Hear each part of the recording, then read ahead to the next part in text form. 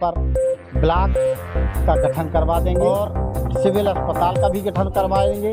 Stadium 20 से 25 साल पहले जो स्वास्थ्य की सेवाएं, और मैं उनको धन्यवाद दूंगा कि वो नाम तो लेते हैं और उन पर काम भी करेंगे। बनी के या स्वास्थ्य संस्थाएं बनी हैं उतनी की उतनी रह गई हैं। रिश्वतखोरी जो चलती है इस पर भी हम लगाम लगाने की कोशिश करें। कुछ दिनों की 1-2 दिन की नाराजगी जो है जल्दी ही खत्म हो जाएगी। हमने हमरों पर विश्वास किया है तो सारी जांच परख के बाद, सर्वे के बाद टिकट दिया है। अब नमस्कार दोस्तों, जन की आवाज न्यूज में आप सभी का स्वागत है। मध्य प्रदेश कांग्रेस पार्टी ने जब से उम्मीदवारों की घोषणा की है, जब से उम्मीदवारों की बयानबाजी, आरोप प्रत्यारोप का दौर जोरों पर चल रहा है। विधानसभा के उम्मीदवार जीवनलाल सिद्धार्थ आज अमानगंज पहुंचे। जैसा कि बता दें, मध्य प्रदेश की गुन्नौर विधानसभा से उम्मीदवार हैं जीवनलाल सिद्धार्थ, जहां उन्होंने सबसे पहले अमानगंज पहुंचकर मां ज्वाला देवी का आशीर्वाद लिया। इसके बाद उन्होंने मीडिया से तमाम सवालों का जवाब दिया। उम्मीदवारों की नाराजगी का सवाल करने पर वह हंसते हुए बोले कि कोई फर्क नहीं पड़ता, वह नाम तो लेते हैं और काम भी करेंगे। श्री सिद्धार्थ बोले, मुझे कमलनाथ जी ने जांच परख करके मेरा सर्वे में नाम आने के कारण ही मुझे टिकट दिया है। जैसा कि बता दें, गुन्नौर विधानसभा में तमाम उम्मीदवार पार्टी के कुछ कार्यकर्ता नाराज देखे जा रहे हैं और हाईकमान से टिकट बदलने की बात कर रहे हैं। लेकिन कुछ भी हो, पहली लिस्ट पर पार्टी में जिस तरह से कलह मची है उससे पार्टी की चिंताएं बढ़ी हैं। सीधे तौर पर टिकट मांगने वाले उम्मीदवार, उनके समर्थक लगातार विरोध प्रदर्शन कर रहे हैं और टिकट नहीं बदली तो प्रत्याशी को हराने की भी बात कर रहे हैं। आइए हम सुनाते हैं क्या कुछ कहा जीवनलाल सिद्धार्थ ने। मैं हूं राजदीप गोस्वामी, जुड़े रहिए जन की आवाज न्यूज से। आपको प्रत्याशी घोषित किया है पार्टी ने, क्या? मैं अपने कांग्रेस पार्टी के शीर्ष नेतृत्व का बहुत बहुत आभार व्यक्त करता हूं और कमलनाथ साहब ने जो हमको यहाँ पर अपना विश्वास के साथ मुझे प्रत्याशी बनाया है, मैं निश्चित तौर पर कोशिश करूँगा कि उनके विश्वास पर खरा उतरूँगा और जो उन्होंने सेवा का मौका दिया है तो अपनी विधानसभा के सभी लोगों की विशेष रूप से सेवा करूंगा, कहीं पर कोई कमी नहीं छोड़ूंगा। कहीं न कहीं कुछ कांग्रेसी पार्टी में आपकी कहीं विरोध भी जताया जा रहा है कांग्रेस कार्यकर्ताओं द्वारा, क्या विरोध है, क्या कारण? ऐसा ज़्यादा तो कुछ है नहीं, क्योंकि जो प्रत्याशी हैं वो सभी प्रत्याशियों का अपना अपना अधिकार है टिकट मांगने का। लेकिन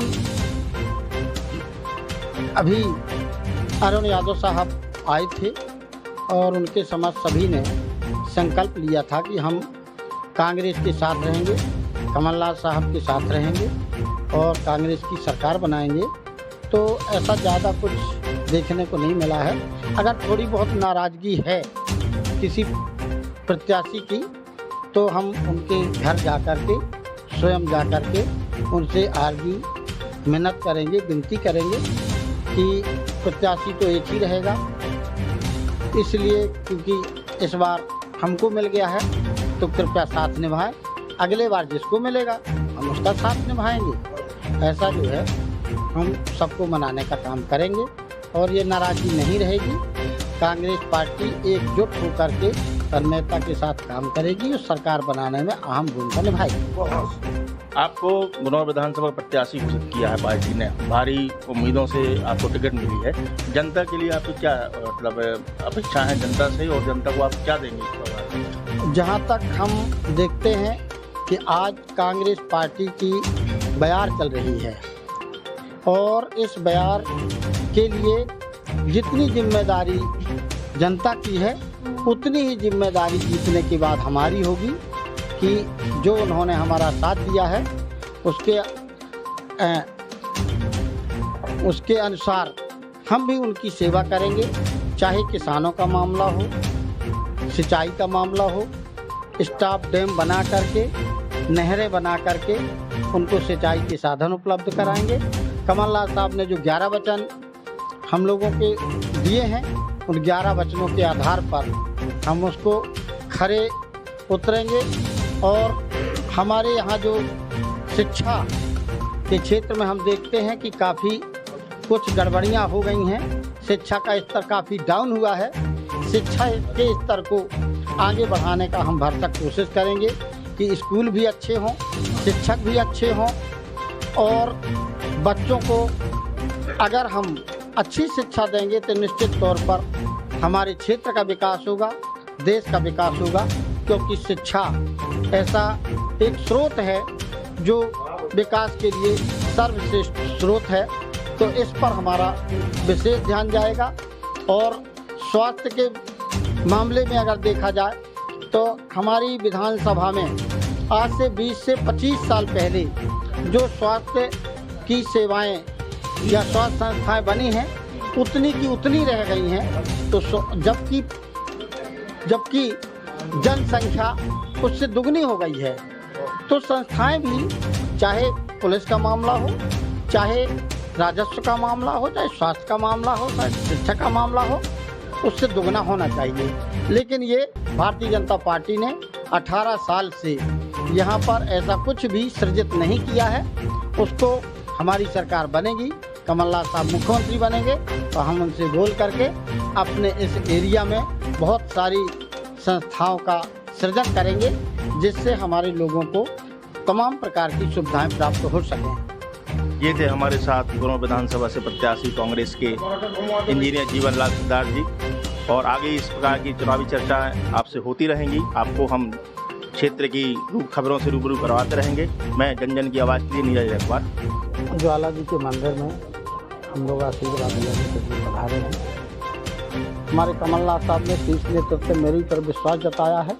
तो इन विशेष जो हमारे हर आदमी के लिए सार्वजनिक सुविधाएं हैं, वो सभी को मुहैया होने की आवश्यकता है। रिश्वतखोरी जो चलती है, इस पर भी हम लगाम लगाने की कोशिश करेंगे कि कांग्रेस ने जो सुविधाएं 70 साल में दी हैं, उसको 7-8 साल में भारतीय जनता पार्टी बेच कर और घोटालों में पूरे भारत को नष्ट कर रही है। सब लोग जानने लगे हैं, इसलिए कांग्रेस की बयार चल रही है। हम बनाने का काम करने के बाद प्रत्याशियों ने विरोध करना शुरू कर दिया है, उनको आप कैसे साधेंगे? देखिए, ये वास्तविकता है कि जब कोई व्यक्ति किसी की चाहत रखता है, जब उसको नहीं मिलता तो थोड़ा सा दुख होता है, नाराज़गी होती है। तो ये नाराज़गी है कुछ दिनों की, 1-2 दिन की नाराज़गी जो है जल्दी ही ख़त्म हो जाएगी। और उसके करके एक साथ एकजुट होकर के और कांग्रेस की सरकार बनानी चाहिए। 50% की सरकार को भगाना है। प्रत्याशी जो हैं दावेदार थे, वो तरह तरह के आरोप लगा रहे हैं आपके ऊपर। ये अपना काम, उनका काम है, कोई बात नहीं है। क्या आरोपों में सच्चाई है उनके? अब आरोपों में जो सच्चाई होगी तो सामने है। कमलनाथ साहब ने हमको विश्वास किया है, तो सारी जांच परख के बाद, सर्वे के बाद टिकट दिया है। अब कोई कुछ कह सकता है, ये उनका मामला है, मेरे को उससे कोई दिक्कत नहीं है। और मैं उनको धन्यवाद दूंगा कि वो नाम तो लेते हैं और ऊपर काम भी करेंगे।